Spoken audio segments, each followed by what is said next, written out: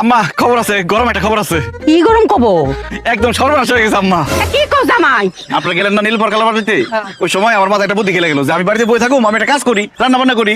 আমি ডিম ভাজতে গেছি, আগুন বাড়াই দিছি, ধাপ করে আগুন গিয়ে ওর উপরে একটা কাপড় আসলো, ওটার মধ্যে গিয়ে লাগছে। বোতলের মধ্যে দিয়ে পানি এই না আগুনের মধ্যে ঢালছি, পরে যেটা কেরোসিন তেল, আর আগুন বাইরে গেছে গা।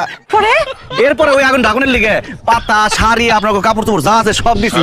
আগুন এত নির্লজ্জ, তাও ডাকে না, বাইরে আসে। এরপরে আমি দৌড়াইয়া রান্নাঘর থেকে বড় করে আইছি, আগুন আমার পিছে পিছে বড় করে আইছে। পরে দাও দাও করে পুরো বাড়ি চলে গেছে, একদম জয় করে সার খা। পানি কই দিবা, বাড়ি তো নাই, কারণ আগুন ধইরা পুরা বাড়ি পুড়ে গেছে, একদম ছাই ছাই হয়ে গেছে। বুঝছে কুসুমের মাওয়ারা ছাই নিয়ে যাইতেছে মাছ কুড়ার লিগে।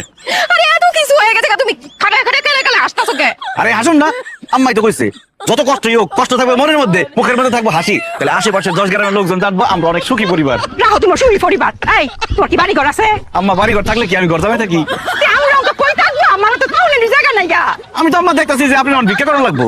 আমরা তো জন্মার সঙ্গে ভিক্ষা দিব না, আপনার দিব। আপনি সামনে থাকবেন, আমরা পিছন পিছন থাকবো, টাকা গুনুম। কি করতাম মানে অঙ্ক কই থাকবাম, কই গাইম, আমি তো কিচ্ছু আমার মাথা থাকবে না। আমি ঠিক আমা কই থাকুম, আমি ঠিক করে ফেলছি। কোন জেলখানায় থাকুম। কেমবা এই ব্যাক কলের বাচ্চারে আজকে খুন কইরা জেলখানায় যাবো। কি কই সব? খারাপ তুই যাবি না কোথাও। এই হিট দাও কেন?